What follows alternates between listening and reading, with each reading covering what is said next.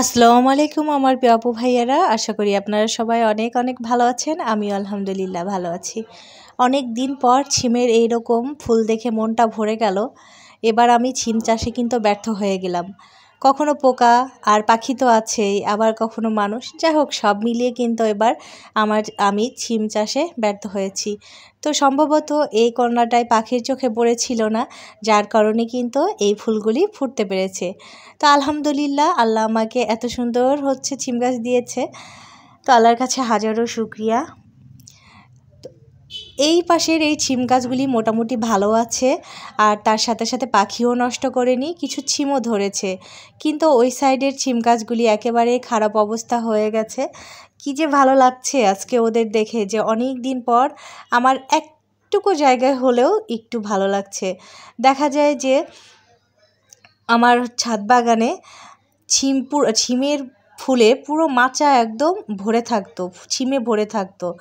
তো এই বছর মনে হয় না সেই রকমভাবে আর হবে। একের পর এক পোকা আক্রমণ করছে, আর সমস্যার কারণে হচ্ছে না। তো এখন আবার মাকড় আক্রমণ করেছে, লাল মাকড়। তো আজকে আমি সেইটারই ট্রিটমেন্ট করব, কি স্প্রে করব, কোন কীটনাশক, সেটা আপনাদের সাথে শেয়ার করব। আর মাকড় পোকা দেখা যায় যে ছাদে হয় সেই ছাদ একদম বরবাদ করে দেয়, একেবারে শেষ করে দেয়। এত পরিমাণে ডেঞ্জারাস একটা পোকা, কীটনাশক নাইট্রো স্প্রে করেও যায় না, মরে না। তারপরে ডিটারজেন্ট স্প্রে করেও কিন্তু তেমন কোনো কাজ হয় না। তো চলুন, তারা কীটনাশক স্প্রে করার আগে আমি কিছু ছিম হারভেস্ট করে নেই। যেহেতু কীটনাশক স্প্রে করব, এর জন্য কিন্তু আমি ছিমগুলি হারভেস্ট করে নিব। শুধু এটাও না, আরও একটা কারণ হলো যে আমি বাসায় যাব, আর বাসায় গেলে দেখা যায় যে সর্বনিম্ন কিন্তু আমি 10 দিন থাকব। আর 10 দিনে দেখা যায় ছিমগুলি একদম পেকে বুড়ো হয়ে যাবে, খাওয়ার উপযুক্ত থাকবে না। এই জন্যে মূলত আমি ছিমগুলি হারভেস্ট করব, মানে সব কারণেই একসাথে মিলে ছিমগুলি হারভেস্ট করাই বেস্ট। তার আগে দেখেন, আমি কিন্তু কিছু পাতা ছিঁড়ে ফেলছি, যেহেতু কীটনাশকও স্প্রে করব, এতে করে চারিদিকে ভালো মতো কীটনাশক ছড়াতে পারবে। তাছাড়া অতিরিক্ত পাতা কিন্তু ছিম গাছের ফলন কম হয়। অতিরিক্ত পাতা থাকলে আলো বাতাস কম চলাচল করে, সেক্ষেত্রে ফুলগুলি অনেক চিপায় পড়ে তেমন বাড়ে না, ছোট ছোট ছড়া হয়, ছিমগুলিও ভালো হয় না। তো আপনারা চেষ্টা করবেন ছিমের মাচাটা যেন একটু আলো বাতাস থাকে, হালকা পাতা থাকে, একদম ঝোপালো হয়ে যেন না থাকে। আমি কিন্তু এই টিপসটা ফলো করে গত বছর ছিম খেয়েছি। আপনারা যারা বিশ্বাস করছেন না, তারা কিন্তু আমার গত বছরের ভিডিওগুলি দেখে আসতে পারেন। প্রচুর প্রচুর ছিম হারভেস্ট করেছি। তো এবার সেই পরিমাণে হচ্ছে না, তারপরেও আলহামদুলিল্লাহ। তো এই যে দেখেন, আমি ছিমগুলো তুলে নিচ্ছি। অনেক দিন পর কিন্তু এভাবে ছিম তুলছি। এর আগে একদিন কেরালা ছিম একটু বেশি পরিমাণে উঠিয়েছিলাম, তাছাড়া অল্প স্বল্প একটু করে 2-1 দিন উঠিয়েছি। তো রিজিকের মালিক আল্লাহ, হয়তোবা আমার রিজিকে এবার এত ছিম লিখা নাই, এই জন্য হচ্ছে না, এটাই হয়তোবা। তাছাড়া যত্ন করছি, মোটামুটি করছি। এবার দেখা যায় মাচার নিচে একটু ঢুকতে কষ্ট হয় দেখে আমি পানি দিচ্ছি না, সার দেই না গাছগুলিতে, যত্নই করি না। আর আপনারা তো জানেন আমার গাছগুলির পিছনে অলওয়েজ লেগে থাকে কেউ না, মানে কি বলবো, ক্ষতি করতেই থাকে একটার পর একটা। এই জন্য মূলত আরও আগ্রহটা কমে যায়। আর এই যে দেখলেন, এই ছিমটা উঠিয়ে নিলাম, এটা কিন্তু আমার মায়ের গাছের ছিম, ওইখানে বাসার থেকে আমি বীজ এনেছিলাম। তো সেখান থেকেই খাওয়ার জন্য মূলত আনা হয়েছিল।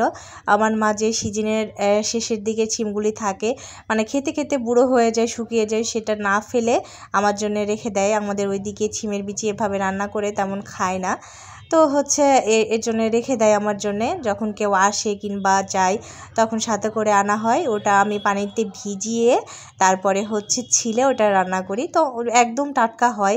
অনেকেই সংরক্ষণ করেন আপনারা, দেখি ছিমের বিচি।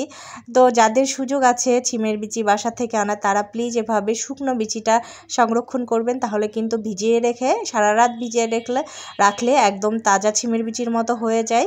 তো এভাবে করলে দেখা যায় যে বেশ ভালোই হয়। আর এই যে দেখেন, আমি মুঠো মুঠো ভরে ছিম আনছি, যদিও পরিমাণে কম, তারপরেও কিন্তু একটু আনন্দ লাগছে, কারণ নিজের কাছে সবজি বলে কথা। তো আমি আমার হাতের কাছে এনে রাখলাম ট্রেটা, একটু দূরে হয়ে গেছে। মেয়েকে বললাম, মেয়েকে জোর করে খালি চেয়ারটা এনে দিয়ে গেছে, তাছাড়া ও চলে গেছে কোনো ক্যামেরা ভিডিও করতে চায় না, একটু হেল্প করতে চায় না। বললাম ছিম উঠাও, তাও উঠাতে চায় না। তো কি করার, হচ্ছে আলিপও অসুস্থ, ওর বাবা তো অসুস্থ, সব মিলে দেখা যায় যে নিজের কাজ নিজেকে করতে হয়। আর বাসা থেকে ওদের রেখে এসেছি, এটাও একটা তাড়া। তো মোটামুটি হচ্ছে মাথার ভিতরে অনেক টেনশন নিয়ে আমি আমার গাছের যত্ন করতে এবার ভুলে যাচ্ছি, অবহেলা করছি। তো এর জন্য আমার গাছটা অনেক পোকা আক্রান্ত হয়েছে, সেটাই আজকে দেখি দূর করার চেষ্টা করব। তো কয়েকদিন আগে হচ্ছে আমি এক গ্রুপে পোস্ট করেছিলাম, পোস্ট না ঠিক, ওইখানে ভাইয়াটা হচ্ছে বলেছিল কার কী সমস্যা আছে জানাতে পারেন। তো আমি বলেছিলাম আমার গাছে ছোট ছোট এই ধরনের পোকা হয়, আর হচ্ছে এটার নাম হলো লাল মাকড়। তো এই পোকাটা কীভাবে হচ্ছে করা যায়, তো উনি কীটনাশকের নাম বলেছিল, এমনকি ওনার থেকেই আমি অর্ডার করেছিলাম। তো কালকে ডেলিভারি ম্যান দিয়ে গেছে, কালকে সন্ধ্যা লেগে যায়, আর ঠান্ডা ঠান্ডা দিন থাকার কারণে কিন্তু কালকে আমি নেই নাই। আর দেখলেন আমি কোথা থেকে ছিম উঠিয়েছি, কথা বলতে ভুলেই গেছি। একদম মাটির গোড়া থেকে ছিম উঠালাম, আর ওটা হচ্ছে কেরালা ছিম, এর জন্য মাটিতে ছিম ধরে আছে, মাটিতে শুয়ে আছে এ আর কি। আর এই যে আমার ছিম হারভেস্টিং আজকের মতো এ পর্যন্তই এতগুলো হয়েছে, আলহামদুলিল্লাহ, এটাই কিন্তু অনেক। আর হচ্ছে এই যে দেখেন কি পরিমাণে পোকা ধরেছে, একদম ছোট ছোট। আর মাকড়সার জাল যেভাবে ছড়ায় না, ঠিক সেই রকম। যেমন হচ্ছে ওগুলি বড় মাকড়সা, এর জন্য জালগুলি বেশি বোঝা যায়, মোটা মোটা বড় বড়। আর এগুলি এত ছোট ছোট, মানে কি বলবো, বালুকণার চাইতেও ছোট, ধূলিকণা বলা যায়। তো হচ্ছে এত ছোট ছোট, এই কারণে জালগুলি একদম ছোট ছোট। আর কিভাবে শুকিয়ে গেছে দেখেন, জালটা পুরো হচ্ছে ছিমের ফুলগুলিকে একদম ঢেকে রেখেছে, পেঁচিয়ে রেখেছে, যার কারণে ছিমের ফুলগুলি ফুটতে পারেনি, শুকিয়ে শুকিয়ে নষ্ট হয়ে যাচ্ছে। তো আপনাদের যাদের এই ধরনের এই মাকড় পোকা আক্রমণ করেছে, তারা কিন্তু এই কীটনাশকটা ব্যবহার করতে পারেন। আর এই যে ভালো করে দেখেন আমার সিম গাছের সবুজ সবুজ পাতাগুলি কেমন যেন সাদা সাদা হয়ে গেছে, আর কত পোকা ছোট ছোট, আর কেমন যেন হলুদ হলুদ হয়ে মারা যাচ্ছে। ঠিক এভাবে পাতার নিচের দিকে বেশি অংশ হচ্ছে পোকা থাকে। আর এটাতে কিন্তু লাল মাকড় হাতে যখন মারা হয় তখন কিন্তু প্রচুর পরিমাণে লাল হয়ে যায়। আর হচ্ছে এই পোকাগুলি পাতার রস খেয়ে ফেলায়, পাতাগুলি আস্তে আস্তে সাদা থেকে হলুদ হয়ে শুকিয়ে মারা যায়। তো এভাবে করে দেখা যায় যে গাছ যদি ভালো না থাকে তাহলে কিন্তু ফসলও ভালো হবে না। আর এই পর্যন্ত কিন্তু আমার হচ্ছে পোকায় আক্রমণ এখনও করেনি, আর এই সাইডেরগুলি করেছে। তো এই সেই কীটনাশক হচ্ছে ভ্যাকটিন, এটাতে কিন্তু লেখাও আছে লাল মাকড়। তো এখানে পরিমাণ বিধিটা লেখা আছে, তারপর আপনাদের বলে দিই 1 লিটার পানিতে 1.2 মিলি, কতটা কম একটু হচ্ছে কল্পনা করেন, 1.2 মিলি, 1.2 মিলি। তো এই যে 1.2 মিলি, ঠিক এতটা পরিমাণ। আর এই কীটনাশকটা দেখতে কিন্তু লালচে, মানে কফি একদম গাঢ় যে হচ্ছে কফির থাকে মিক্স করলে, ঠিক এমনটা, আবার মেহেদি কালারও বলা যায়, লাল টকটকে একটা কেমন যেন মেরুন কালার, কফি কালারই বলা যায়। তো এটা হচ্ছে আমি মিক্স করে নিলাম পানি দিয়ে, কারণ এত পাতলা পড়বে না। আর এই যে দেখেন কত সুন্দর একদম কালারটা, অনেকটা চায়ের মতো, তবে বিশ্রী গন্ধ নেই, যেমন নাইট্রোর কিন্তু বিশ্রী একটা গন্ধ আছে, তীব্র গন্ধ। হ্যাঁ হ্যাঁ। তো এই যে আমি গুলিয়ে নিয়েছি এখানে, আর হচ্ছে কালারটা খুব একটা গাঢ় হয়নি, যেমন নাইট্রো মিশালে একদম সাদা রং হয়ে যায় দুধের মতো, সেটা না, যেহেতু একটু লালচে লালচে ছিল, তো লালচে লালচেই আছে। তো এখন আমি স্প্রে করে দেবো কীটনাশকটা। তো আপনারাও কিন্তু আপনাদের গাছে যদি এই ধরনের সমস্যা হয়ে থাকে, একটু আপনারা ভালো করে খেয়াল করে দেখবেন, যাদের পাতাগুলি এভাবে সাদা সাদা হয়ে যাচ্ছে তারা কিন্তু পাতার উল্টো দিকটা একটু উল্টিয়ে দেখবেন, তাহলে বুঝতে পারবেন, কিংবা খুব কাছে থেকে যে একটু দেখবেন, তাহলেই কিন্তু বুঝতে পারবেন। আমার কিন্তু এই গাছ থেকে সব গাছেই ছড়িয়ে পড়ছে আস্তে আস্তে। অনেক চেষ্টা করলাম যে আমি কোনো কীটনাশক স্প্রে না করে দেখি এদের হচ্ছে দমন করতে পারি কিনা, কিন্তু হচ্ছে বাধ্য হয়ে আমি কিন্তু এখন করছি কি, ওদের সাথে আমি পেরে উঠতে পারিনি, আর আমাকেই কিন্তু হারিয়ে দিয়েছে।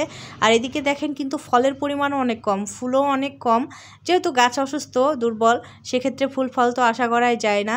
দেখি পারি কিনা গাছগুলি রক্ষা করতে। আর আপনাদের গাছে যদি আক্রান্ত হয় তো হচ্ছে প্রথম দিকেই আপনারা চেষ্টা করবেন এই কীটনাশকটা ব্যবহার করতে, এতে করে সব গাছগুলি ভালো থাকবে।